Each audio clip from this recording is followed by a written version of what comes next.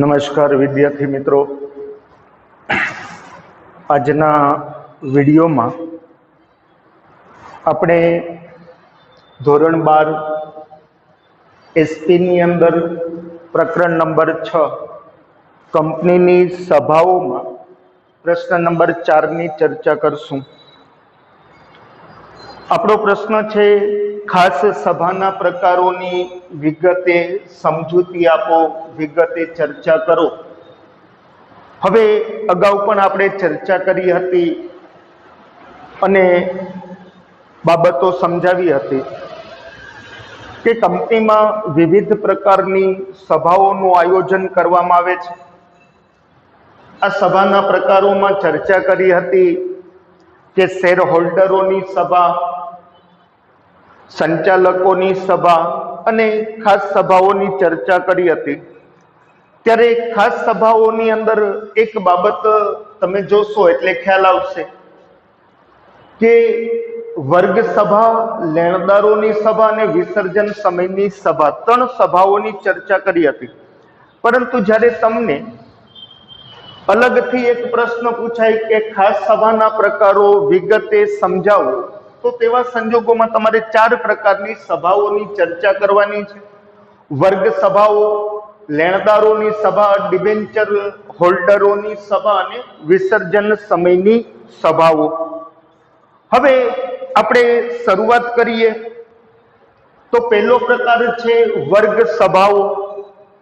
તો કે કંપની જુદા જુદા પ્રકારના શેર અને ડિબેન્ચર બહાર પાડે છે।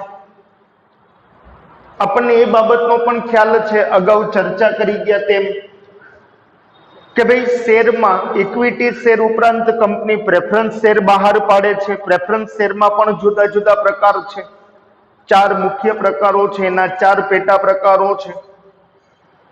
ખાલી માત્ર નામ કહું છું, વિગતે આપણે એની ચર્ચા નથી કરવી। લગભગ 11માં આ બાબતની ચર્ચા થઈ ગઈ કે પ્રેફરન્સ શેરમાં તો કે cumulative preference share, non cumulative, પછી participating, non participating, convertible, non convertible, redeemable અને ઇરરિડીમેબલ। તો વિવિધ પ્રકારના કંપની છે એ પ્રેફરન્સ શેર બહાર પાડે છે। આ ઉપરાંત વિવિધ પ્રકારના કંપની ડિબેન્ચર પણ બહાર પાડે છે, કારણ કે ઓછીની મૂડી મેળવવા માટે જુદા જુદા પ્રકારના કંપની છે ડિબેન્ચર બહાર પાડે છે। પછી એમાં પણ participating, non participating, convertible, non convertible, જામીનગીરી વાળા, જામીનગીરી વગરના। તો આ બધાની ચર્ચા છે એ ડિબેન્ચરના ચેપ્ટરમાં પણ થઈ ગઈ, એટલે એની પણ ચર્ચા નથી કરવી। તો આ જે જુદા જુદા વર્ગ છે, પછી એ શેરધારકનો વર્ગ હોય કે લેણદારનો વર્ગ હોય, કંપની ધારાની જોગવાઈઓ ઉપરાંત નિયમન પત્રમાં જે કંઈ જોગવાઈઓ કરવામાં આવી છે તેના આધારે જુદા જુદા વર્ગના હિતના રક્ષણ માટે કાયદાની જોગવાઈઓ પ્રમાણે કંપનીએ જુદી જુદી સભાઓ બોલાવવી પડે છે।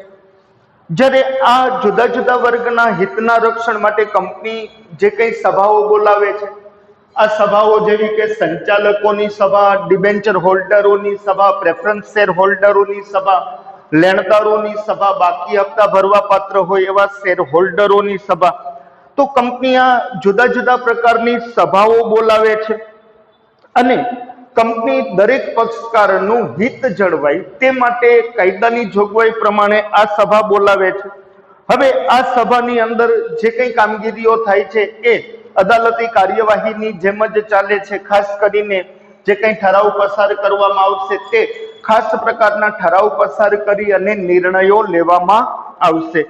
તો આ છે જુદા જુદા વર્ગની સભાઓ। ત્યાર પછી લેણદારોની સભા। હવે સામાન્ય રીતે લેણદારોની સભા કાયદાની જોગવાઈ પ્રમાણે ચર્ચા કરીએ તો કંપની છે એ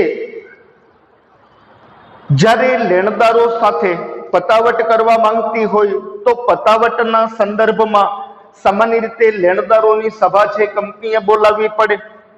આ ઉપરાંત તમે જુઓ તો લેણદારોએ સમાધાનની દરખાસ્ત છે એ અદાલતમાં અરજી દ્વારા કરી હોય અને અદાલત આદેશ કરે તો તેવા સંજોગોમાં કંપનીએ લેણદારોની સભા બોલાવવી પડે છે।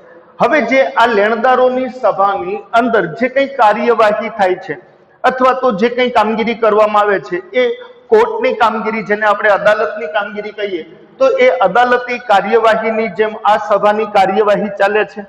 આ સભાની અંદર જે કંઈ ઠરાવો પસાર કરવામાં આવે છે એ ખાસ ઠરાવ દ્વારા થાય છે। ખાસ યાદ રાખજો, ઠરાવના બે પ્રકારો છે, એક સામાન્ય ઠરાવ છે અને એક ખાસ ઠરાવ છે। સામાન્ય અને ખાસ ઠરાવમાં ફેર શું છે? તો કે સામાન્ય ઠરાવ કોને કહેવાય? તો કે સામાન્ય ઠરાવનો અર્થ એ છે જે ઠરાવ પસાર કરવા માટે સભાના સભ્યોની, જેને કહી શકાય કે સાદી બહુમતી જરૂરી હોય, એટલે કે નિર્ણયો લેવા માટે સભ્યોની સાદી બહુમતીથી જે ઠરાવ પસાર કરાતો હોય, એટલે કે સભામાં હાજર સભ્યોમાંથી 51% સભ્યો છે એ તરફેણમાં મત આપે અને જે ઠરાવ પસાર થાય તેને સામાન્ય ઠરાવ કહેવાય। એટલે કે 51% બહુમતી જરૂરી હોય, સામાન્ય કે સાદી બહુમતી જરૂરી હોય તેવા ઠરાવને સામાન્ય ઠરાવ કહેવાય। અને ખાસ ઠરાવ એટલે જે ઠરાવ પસાર કરવા માટે સભ્યોની ઓછામાં ઓછી 75% બહુમતી જરૂરી હોય તેવા ઠરાવને ખાસ ઠરાવ કહેવામાં આવે છે। તો લેણદારોની સભામાં જે કંઈ કામગીરી થાય છે એ અદાલતી કાર્યવાહીની જેમ જ ચાલે છે। જે કંઈ ઠરાવો, જે કંઈ નિર્ણયો લેવામાં આવે છે એ બધા નિર્ણયો છે ખાસ ઠરાવ પસાર કરી અને લેવામાં આવે છે। એટલે કે 75% બહુમતી સાથે ઠરાવ પસાર કરી અને નિર્ણયો લેવામાં આવે છે। જે કંઈ નિર્ણયો લેવામાં આવશે તે બધા લેણદારોએ સ્વીકારવાના રહેશે, માન્ય રહેશે। ડિબેન્ચર હોલ્ડરોની સભા, ત્રીજો પ્રકાર। ડિબેન્ચર ધારકો, આપણે સૌ જાણીએ છીએ કે કંપની જ્યારે ઉછીના નાણાં જાહેર જનતા પાસેથી મેળવવા ડિબેન્ચર બહાર પાડે છે તો ડિબેન્ચરો એક પ્રકારે કંપનીના લેણદારો છે અને લેણદારોના હિત માટે કે ડિબેન્ચર ધારકોના હિત માટે જે કંઈ નિયમન પત્રમાં કરેલી જોગવાઈઓ અને ટ્રસ્ટ ડીડમાં જે કંઈ કરાર કરવામાં આવ્યા છે એ ટ્રસ્ટ ડીડમાં કે ટ્રસ્ટ કરારમાં જે કંઈ જોગવાઈઓ કરવામાં આવી છે તે જોગવાઈઓ પ્રમાણે ડિબેન્ચર હોલ્ડરોની કંપનીએ અવારનવાર જરૂરિયાત મુજબ છે એ સભાઓ બોલાવવી પડે છે। જ્યારે ડિબેન્ચર ધારકની સભા બોલાવવામાં આવે છે તો એ ટ્રસ્ટ ડીડની જોગવાઈઓને આધીન આ સભા બોલાવવામાં આવે છે। ખાસ આ સભા એટલે કે ડિબેન્ચર ધારકોના હિતના રક્ષણ માટે થઈ અને અગત્યના મહત્વના નિર્ણયો માટે છે એ અવારનવાર કાયદાની જોગવાઈઓ પ્રમાણે જે સભા કંપની બોલાવે છે તેને ડિબેન્ચર ધારકોની સભા અથવા તો ડિબેન્ચર હોલ્ડરોની સભા તરીકે ઓળખવામાં આવે છે।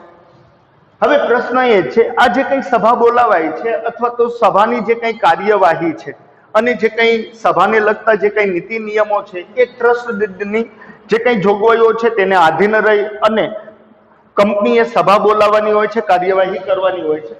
ત્યાર પછી આ સભાઓ અમુક સમયે ચોક્કસ પ્રકારે આ સભાઓ બોલાવવી પડતી હોય છે। ક્યારેક ક્યારેક કંપનીએ ડિબેન્ચર ધારકોની સભા બોલાવવી પડે તો કે જ્યારે કંપનીનું સંયોજન કરવાનું હોય, જોડાણ કરવાનું હોય, પુનર્રચના હોય અથવા તો કંપનીનું જ્યારે વિસર્જન થતું હોય ત્યારે ફરજિયાતપણે ડિબેન્ચર ધારકોની સભા છે કંપનીએ બોલાવવી પડે છે। અને મેં કીધું તેમ ટ્રસ્ટ ડીડની જોગવાઈ પ્રમાણે આ જે ડિબેન્ચર ધારકોની સભામાં સભાપતિ કે ચેરમેનની નિમણૂક કરવી, ત્યાર પછી સભાની નોટિસ છે એ જે કંઈ ટ્રસ્ટ ડીડમાં કરેલી જોગવાઈઓ પ્રમાણે, કોરમની સંખ્યા છે ટ્રસ્ટ ડીડમાં જે કંઈ જોગવાઈઓ કરેલી છે તે પ્રમાણે, તો આ બધી બાબતો છે એ ટ્રસ્ટ ડીડની જોગવાઈઓને આધીન હોય છે। ત્યાર પછી આ જે સભા ડિબેન્ચર ધારકોની બોલાવાય છે તેની કાર્યવાહી અદાલતી અથવા તો કોર્ટની કાર્યવાહી પ્રમાણે ચાલે છે। જે કંઈ ઠરાવ પસાર કરવામાં આવે છે, ખાસ ઠરાવ પસાર કરી અને નિર્ણય લેવામાં આવે છે, જેમ કે 75% બહુમતીથી ઠરાવ પસાર કરાય છે। જે કંઈ ઠરાવ પસાર થશે એટલે કે નિર્ણયો લેવામાં આવશે તે બાકીના બધા ડિબેન્ચર ધારકોને લાગુ પડશે અને તેનું પાલન છે એ કરવું પડશે। તો ડિબેન્ચર હોલ્ડરોની સભા છે એ ત્રીજો પ્રકાર। ચોથું, વિસર્જન સમયની સભા। જ્યારે કંપનીનું વિસર્જન કાર્ય શરૂ થઈ જાય ત્યારે આપણે વિસર્જનની કામગીરી માટે નિમાયેલ જે કંઈ અધિકારી છે જેને આપણે ફરજા અધિકારી પણ કહી શકીએ છીએ અથવા તો લિક્વિડેટર, તો તે લિક્વિડેટર છે એ જરૂરિયાત મુજબ જુદી જુદી સભાઓ છે એ બોલાવાય છે વિસર્જન સમયે। આ સભાઓ છે. પછી લેણદારોની સભા હોઈ શકે છે, ડિબેન્ચર ધારકોની સભા જેની પાસે બાકી હપ્તા વસૂલ કરવાના છે, એવા ઇક્વિટી શેર ધારકોની સભા છે એ બોલાવવામાં આવે છે. હવે આ જે કઈ સભાઓ બોલાવાય છે, કેટલી સભાઓ બોલાવી તેના વિશે ભારતીય કંપની ધારામાં કોઈ જોગવાઈ નથી. જરૂરિયાત મુજબ સમયાંતરે છે એ ખર્ચા અધિકારી અથવા તો લિક્વિડેટર છે આ સભા બોલાવી શકે છે. આ સભા બોલાવવા પાછળનો મૂળભૂત હેતુ શું છે? તો કે લેણદારોની સંમતિ, એટલે કે તેમની પરમિશન લેવાનો હેતુ પણ હોય છે. કારણ કે જે કંઈ કાર્ય છે લિક્વિડેટર કરશે તો તેના સંદર્ભમાં જે લેણદારોની સભા હશે તો લેણદારોની સંમતિ મેળવવાનો હેતુ છે. ત્યાર પછી બાકી હપ્તા જેની પાસે વસૂલ કરવાના છે તેની પાસેથી બાકી હપ્તાની રકમ વસૂલ કરવાના હેતુથી આ સભા બોલાવાય છે. પછી વિસર્જનનું કાર્ય પૂરું થાય તો વિસર્જનનું કાર્ય પૂરું થતા જે કંઈ હિસાબો છે એ રજૂ કરવામાં આવશે. પછી જે કંઈ મિલકતોના ખરીદ વેચાણના આધારે જે કંઈ વ્યવહારો કરવામાં આવ્યા છે તો તેની માહિતી માટે છે એ આ સભા બોલાવાય છે. તો આ છે ખાસ સભાના પ્રકારો. 4 પ્રકારોની ચર્ચા કરી: વર્ગ સભાઓ, લેણદારોની સભા, ડિબેન્ચર હોલ્ડરોની સભા અને વિસર્જન સમયની સભાઓ. તો આ ખાસ પ્રકારની સભાઓ છે કે જે કંપનીએ બોલાવવાની હોય છે. તો આપણે અત્યાર સુધીમાં જે કંઈ સભાના વિવિધ પ્રકારોની ચર્ચા કરી તેના વિશે આપણે અલગ અલગ પ્રશ્નની ચર્ચા કરી. ખાસ યાદ રાખજો, તમને માત્ર સભાના પ્રકારો પૂછાય તો તમારે સભાના પ્રકારો ટૂંકમાં બધા પ્રકારો લખવાના છે. જો તમને અલગ અલગ પ્રશ્ન પૂછાય, કારણ કે બીજો પ્રશ્ન હતો એ શેર ધારકોની સભાના પ્રકારો, તો તમારે 3 પ્રકારની સભાઓની ચર્ચા કરવાની છે. સંચાલકોની સભા પૂછાય અલગથી પ્રશ્ન તો 2 જ પ્રકારોની ચર્ચા કરવાની છે. અને ખાસ સભાના પ્રકારો પૂછાય તો 4 પ્રકારોની તમારે ચર્ચા કરવાની રહેશે. તો આ છે સભાના પ્રકારો કે જેના વિશે આપણે ચર્ચા કરી. અહીં સુધી રાખીએ છીએ. નવા પ્રશ્નની ચર્ચા છે એ નવા વિડીયોમાં કરશું.